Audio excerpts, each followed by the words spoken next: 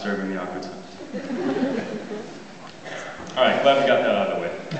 So that leaves us at graduation. As I speak, we're being driven out of the Pride Land, with hyenas nipping at our heels. On top of that, our parents have started to act strangely like Scar, trying desperately to push us out of the house after many long years.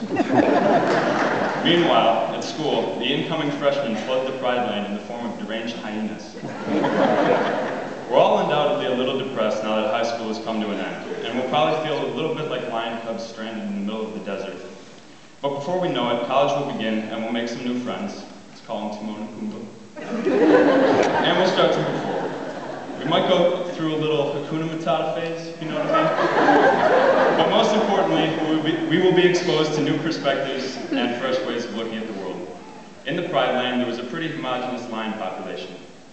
Now that we're moving on, we begin to encounter warthogs and mongooses and mongoose and countless other exotic creatures. We might start eating grubs instead of antelope. Although this change might be scary at first, it will also be transformative. We'll all grow manes.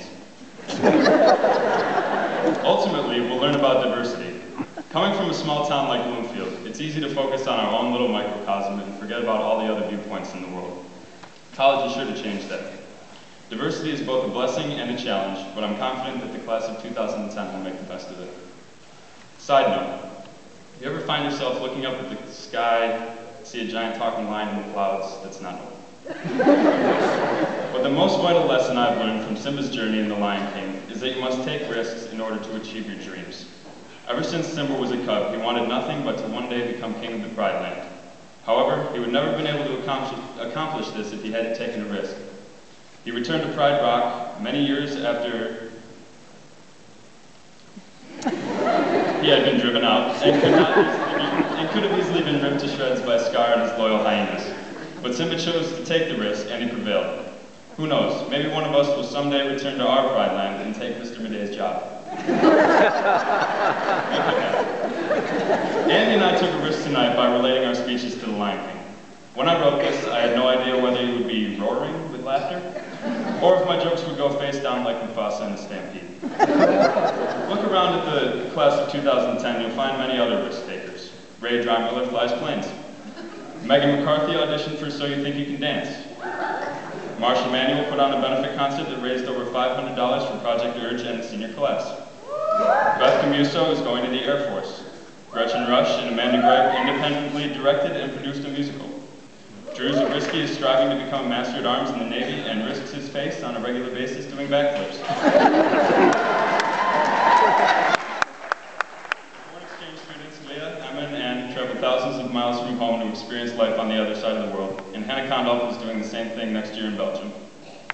I don't know if you knew this, but I'm a bit of a risk taker myself.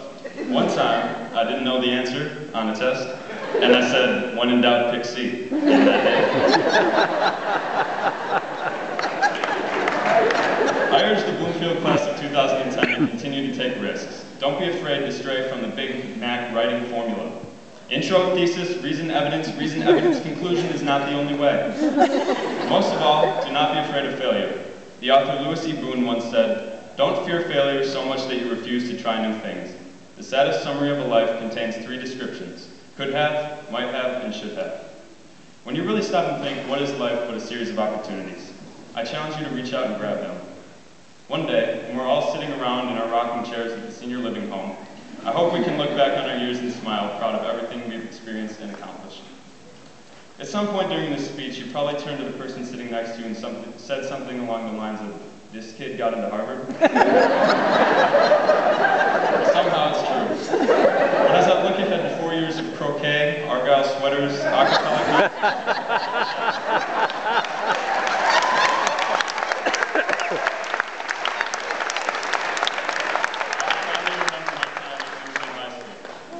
I'm going to miss the community and all the people, students and faculty alike, that I've grown close to over the years. I'd like to thank my family and friends for the love and support, and my parents for dragging me out of bed every morning for school after I've had less than 3 hours of sleep. I'd also like to thank Coach Stock for pushing me to be better and for condoning my sleep habits, saying, "You can sleep all you want when you're dead." I'd like to thank Mrs. Arber, Mr. McCarty, Mr. Geary, and Mrs. Keys for always caring, and their willingness to talk and give great advice. And last but certainly not least, I'd like to thank Keith Roll for his mentoring over the years and for always believing in me. So, my friends, the Bloomfield class of 2010, pull a Simba and take the risk. On that note,